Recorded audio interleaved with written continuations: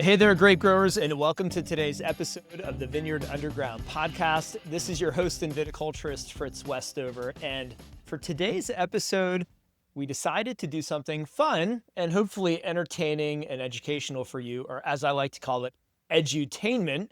And that is today we're going to jump into Reddit and review some of the advice being given in the Reddit threads. Now, I have heard, this is a little bit of a trend, so my team tells me, that other podcast hosts are reviewing Reddit threads for the entertainment value to see what kind of information is given out there on the interwebs, so to speak. And I've definitely found myself searching for things and landing on a Reddit forum and going down that rabbit hole, so to speak, or the Reddit hole, which is what I'll call it here. But I think it's a really fun thing to do because, in the real world, we're asking AI for advice. We're hoping to reach out to people to get advice in some cases. And when you search on forums on the web, you never really know where your advice is going to come from. So I'm hoping that we're going to get some good advice in the mix, but we'll have to pick it apart and see what it actually comes about. So as a reminder for you, if you have a vineyard question, rather than posting it on Reddit, you can reach out to me anytime by going to vineyardundergroundpodcast.com and clicking the Ask Fritz button. And you can get your question answered by me, a actual viticulturist. So here you go. So the first Reddit user asked a question about planting grapes in the UK. Okay, and the question is this. They posed, I just bought the plot.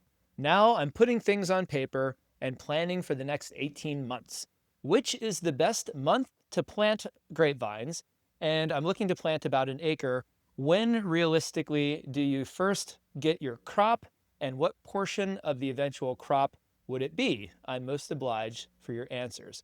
Okay, so this is a pretty direct question about planting a new vineyard, about when to plant, and about what to expect in terms of getting fruit from that vineyard. So there's a few answers here. Let's pick on the first Reddit response, which is from user number one. They say, plant pewees unless you're fine with regular spraying of fungicides. By the way, Piwi, P-I-W-I, is an international working group for the promotion of fungus-resistant grape varieties. It was founded in 1999 in Switzerland, and it's a very popular group that's producing many varieties that are being planted internationally that require less fungicide sprays. And this user says that the first crop will be about 3 years later after you plant, and your first full crop about 5 years after you plant.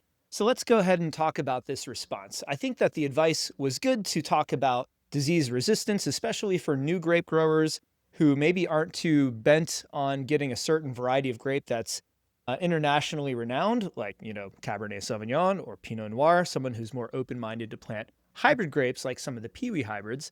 This is really good advice, and I know the Piwi hybrids are very popular in the UK, so if they're getting advice from the UK, they'll probably get some advice on that.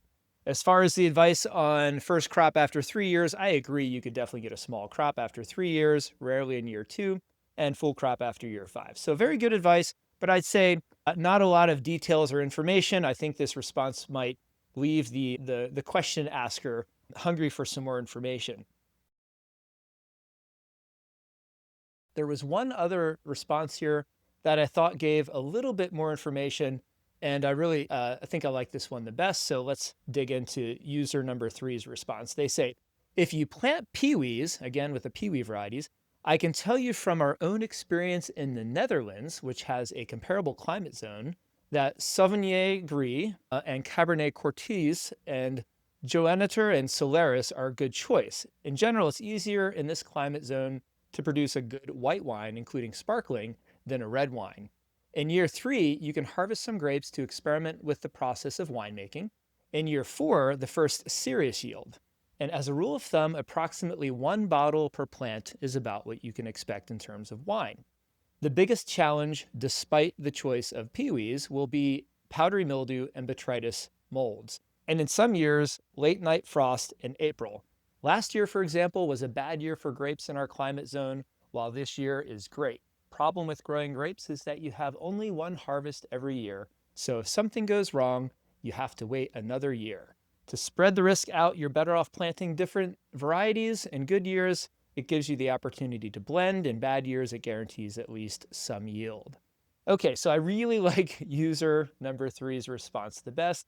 I feel like they gave not only a recommendation for the peewee varieties, but they named two, Sauvignon Gris and Cabernet Cortese, as two varieties. And they also mentioned Solaris, which I know is growing in Denmark and in the Baltic regions. It's a very short season white grape variety that can make white still wines or sparkling wines. And I did a tasting recently in Lithuania when I was visiting there for Vineyard, and we did a whole tasting on Solaris, and I was sold that it is a great variety that can make excellent sparkling or still white wines in that type of climate.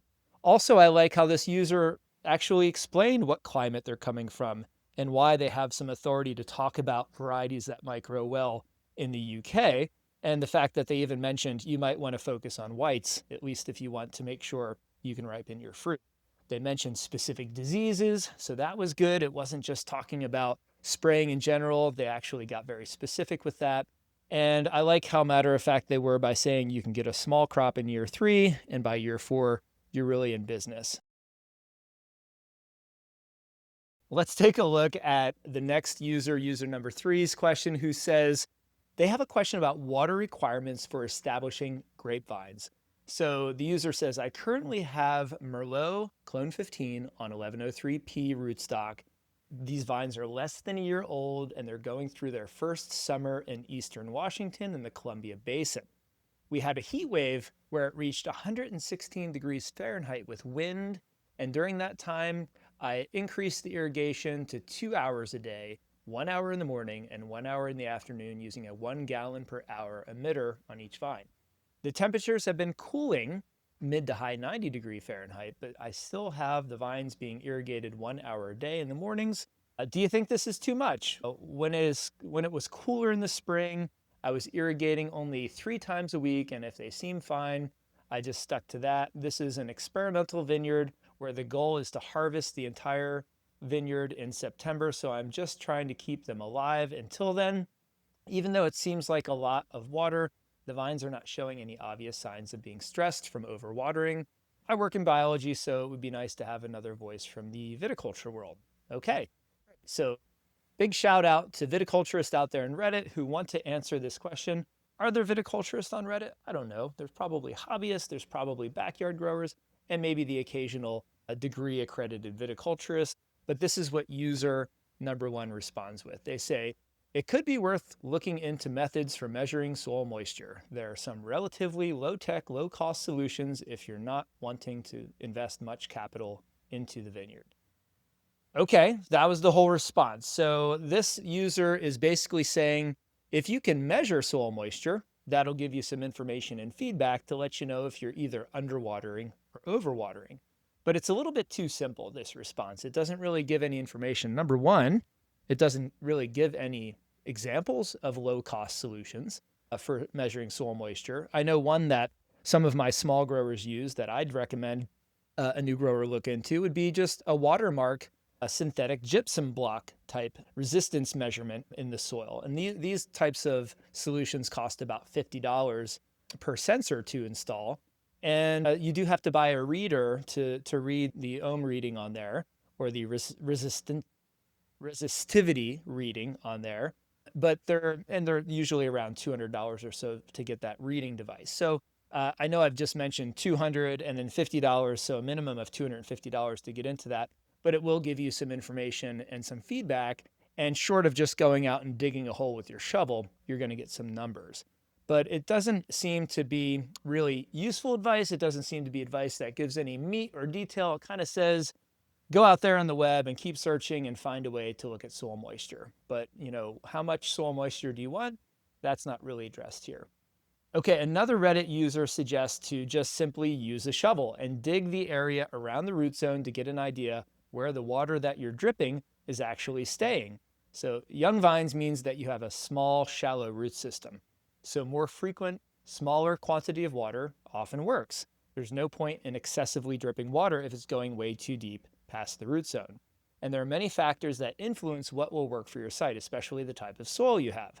Most importantly, look at the vines. Are the leaves turning yellow? Are the older leaves falling off? Are tendrils drooping and falling off? All signs of water stress. I often find that actually looking at your vine canopies and seeing how water stressed they are works way better than soil probes or pressure chambers to determine when your vines need water.